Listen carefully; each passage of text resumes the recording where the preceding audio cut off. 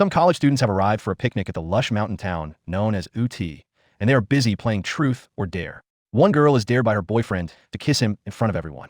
The girl playfully tricks her boyfriend and runs off into the nearby woods. She thinks this is hilarious, but her boyfriend is getting concerned. She hides behind a tree while he continues to look for her. He runs and makes it out of the woods on the other end, where he finds an ominous and mysterious house shrouded in darkness. Back in the woods, the girl is still laughing at having tricked her boyfriend. Out of nowhere, her hair catches some wind, as if a person blew on it. When she turns around, she hears a blood-curdling scream emanating from deep within the woods. She now gets scared and begins to call out to her boyfriend. She looks up and sees something above her, and it makes her scream in the same blood-curdling manner. The scene now cuts to Professor Agny Swaroop, who is doing some paperwork in his dimly lit library. He senses that someone is about to visit him. Moments later, two concerned police officers walk in. Before they can say anything, Professor Agny asks them if something unfortunate has happened in the woods. The police officers are shocked at the professor's intuition. They take him to the local hospital, claiming that only he can help with the case at hand. Arriving at the hospital, they witness the girl's boyfriend being treated by a nurse. He has suffered a serious injury on his neck and arm because he was brutally attacked by his girlfriend in the woods. Now feeling perplexed and confused, Professor Agny demands to see the girl. Walking into the hospital room, he witnesses a panel of doctors fully engaged in running numerous tests on the girl because they believe she is having an unprecedented psychotic episode. Professor Agny finds the girl behind a glass wall where she has been tied to the bed. Her voice gets extremely deep, and she begins to speak an unknown language. She violently bangs her head back and forth and claims that I have arrived, and I am never leaving again. The professor loses his cool, and he yells at the doctors to stop their tests. He claims that nothing is wrong with this girl's physical health. Instead, an unknown entity has taken over her soul. He claims that the girl needs to be helped immediately because her body won't be able to bear this torment for very long. He requests to see the place where this incident happened. Once inside the woods, the professor senses the presence of something evil. He claims that this forest has a dark past, and its mystery needs to be uncovered in order to prevent the evil spirit from hurting more people. The boyfriend's phone suddenly rings, and they all get startled. He is informed that his girlfriend has passed away at the hospital. The scene now cuts to a high-profile party in Mumbai, where India's biggest business moguls are present. Dancers dressed in gothic robes are putting on an amazing and electrifying performance. The camera pans to a woman who is not really enjoying the party. Sanjana is an extremely beautiful woman dressed in a sultry black dress. She is having extreme anxiety and wants to leave, but her rich husband Aditya is busy socializing with his slimy business buddies. Sanjana gets some water from the bartender and takes a sleeping pill to calm her nerves, but it doesn't work. Something is bothering her and beckoning her to leave the party.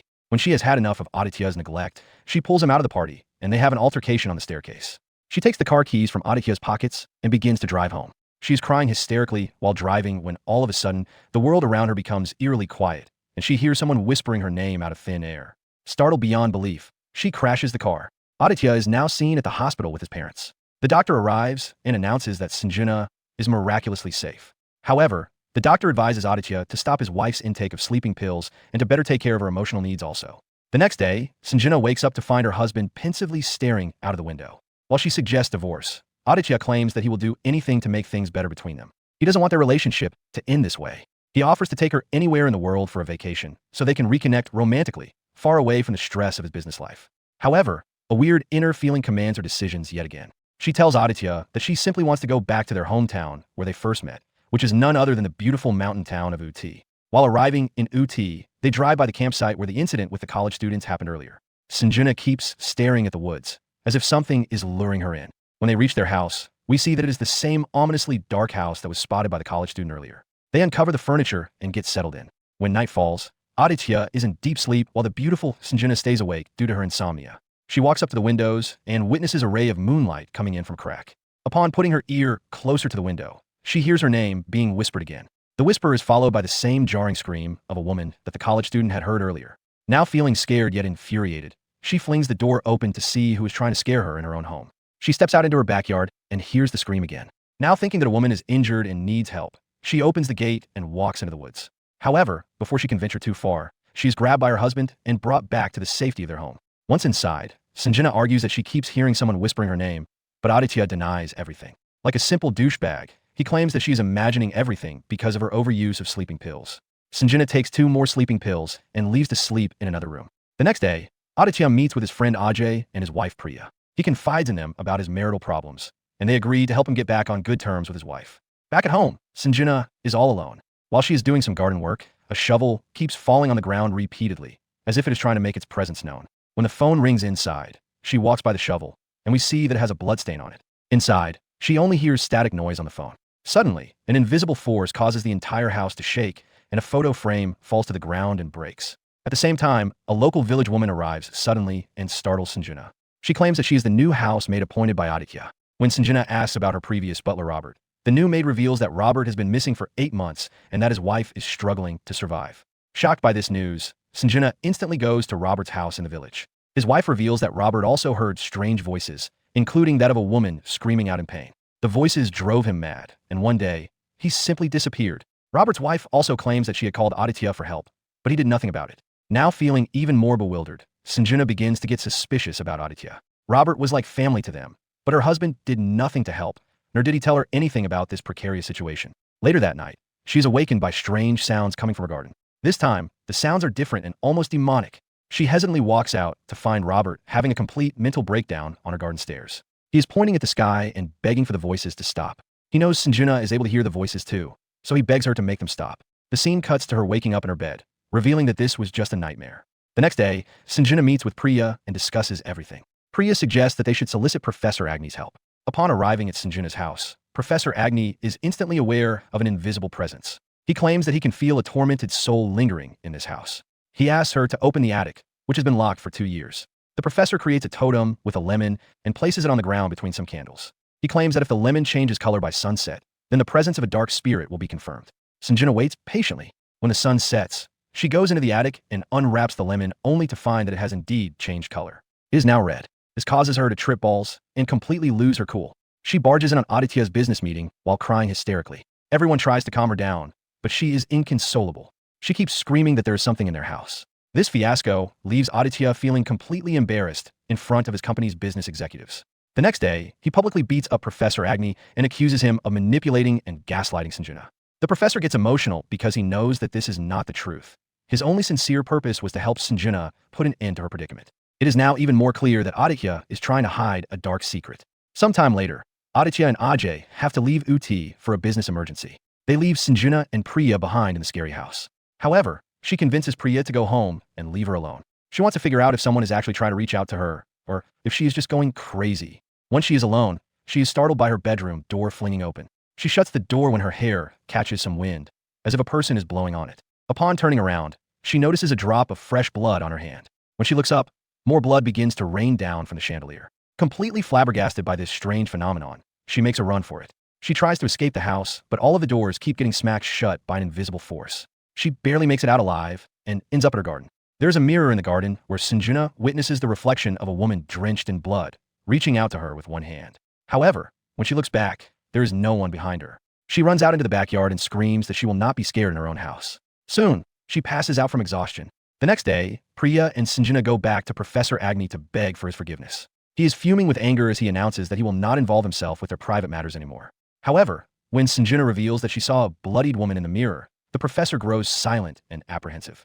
He shows them the hospital video of the college girl and claims that all of this is somehow connected. He drives to the spot in the woods where the incident with the college girl had happened. The professor tells Sanjana to step out into the woods alone, since the spirit only wants to talk to her. She bravely steps out and walks forward. She asks the spirit to make its presence known. Suddenly, thick fog appears and separates Sanjana from the professor and Priya back in the car. The same pattern follows yet again. Someone blows on her hair from the back, and she hears the intense scream. Meanwhile, all of the doors on Professor's car begin to lock on their own. While Sanjana runs deeper into the woods in her panicked state, the professor and Priya narrowly escape being hit by a flying log that appears out of thin air. The screaming continues, and it shatters the professor's car windows. At the same time, Sanjana is hurled into the air and thrown a great distance away, where she spots an old rusty gun on the ground. The spirit is certainly making itself known. It has brought them to their next clue for solving this supernatural mystery. The next day, the three of them take the gun to a local arms dealer. He verifies that the gun was bought from a shop, and that the owner is a retired Army colonel. Given the professor's respect in the local community, the arms dealer reveals the colonel's contact details. Sanjana calls the colonel and demands more information. She thinks he committed a heinous crime with this gun in the woods and left it there. The colonel doesn't give any answers just yet, and he simply agrees for a meeting. Arriving at his lavish estate the next day, Sanjana berates the colonel for having done unthinkable crimes in the woods with an innocent girl, which is why her tortured spirit is now haunting the woods and hurting everyone who enters them. At first, the colonel defends himself angrily, but soon, he gets emotional and begins to shed tears. He now reveals that this gun was actually stolen by his daughter Malini, who was emotionally unstable and ran away from home. He had been searching for her, but since the gun has now been found, it is evident that his daughter may have ended herself in the woods, using this gun. All of them now get emotional and start to feel hopeless. Back at the library, Priya thinks the story doesn't add up. This girl's spirit has been trying to contact Sanjana since the night of that business party in Mumbai. If the girl simply ended her own life, why is Sanjana connected to all of this? The professor then reveals a rare book that features sacred spells from ancient Hindu scripture. Using this book, Sanjana can finally form a true connection with the spirit realm. That is if she is brave enough to do so. Summoning a spirit using these spells can be a matter of life or death. Since she is desperate for answers, she agrees to use the book. Back at her house, Sanjana begins to read the spells by the fireplace. Nothing happens at first, but suddenly everything starts to shake and the electricity goes out. There's banging on all of the doors, as if someone is trying to get in. The main door flings open as a strong gust of wind enters the house, and the scene ends here. The film recap takes an odd turn when later that night, Aditya finally arrives back from his business trip. He finds it strange that the front door is open so late at night. Upon looking around, he finds Sanjana sitting outside on the garden steps. She's wearing a sultry black dress and appears to be heavily intoxicated. While Aditya is disappointed that she has started drinking again, Sanjana begins to entice him. She is not behaving like herself at all, and Aditya is taken aback by her sudden change of character into a brazen seductress. She starts to say cryptic things about Aditya, leaving her alone in the woods.